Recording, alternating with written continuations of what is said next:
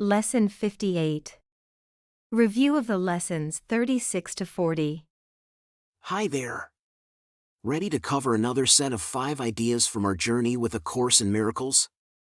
Just like our previous review sessions, let's start our day by going through all 5 ideas for today. Then during the day, let's seize quiet moments to contemplate each idea, one at a time. We can focus more on the ones that might feel more important to us. Let's just be sure to review all of them before the end of the day. Shall we begin? 36. My holiness envelopes everything I see. We live in a world of illusions, yet beyond this veil lies the real world. And the perception of the real world comes from our holiness. By embracing forgiveness, we release ourselves from guilt and realize our inherent innocence. We no longer see ourselves as guilty. Innocence is our true essence. Viewing the world with this understanding, we see only its holiness, for we project our inner thoughts and beliefs outward. Our perception of the holiness of the world mirrors the thoughts we hold about ourselves and our holiness. 37. My holiness blesses the world. The perception of our holiness does not bless us alone. When we perceive ourselves as holy, the joyful light of our holiness extends beyond ourselves and blesses everyone and everything around us. Nothing is separate from our holiness because everything is a part of it. As we recognize our holiness, so the holiness of the world shines brightly with happiness and joy for all to see. 38. There is nothing my holiness cannot do. Our holiness holds immense power as it has the ability to heal and save. Yet, the only thing we truly need salvation from is our illusions, the false ideas we hold about ourselves. Our holiness undoes them all.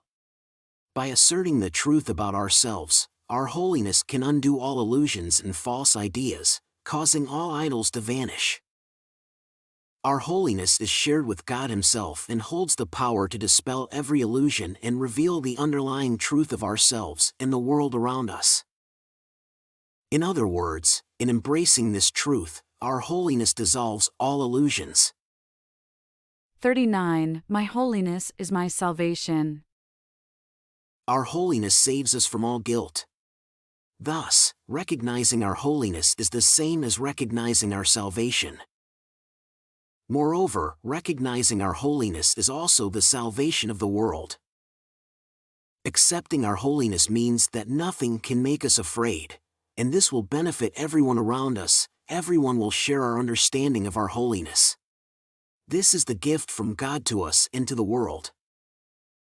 40. I am blessed as a son of God.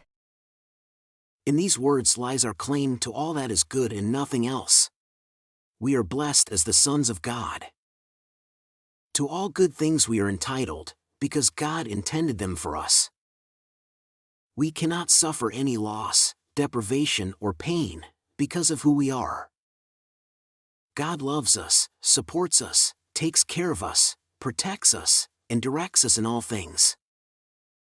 God's infinite care for us is eternal, and we are forever blessed as His sons. And that wraps up our review for today.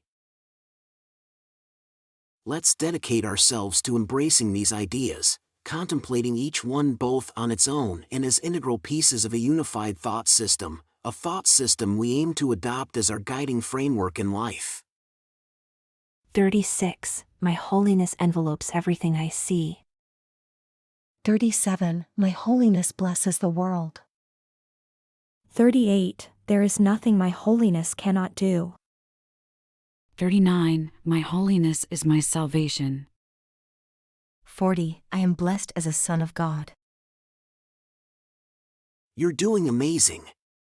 See you tomorrow for another review lesson. Quick reminder, if you haven't yet checked the introduction to this review period, make sure to do so. Watch for the video link that will pop up on your screen shortly.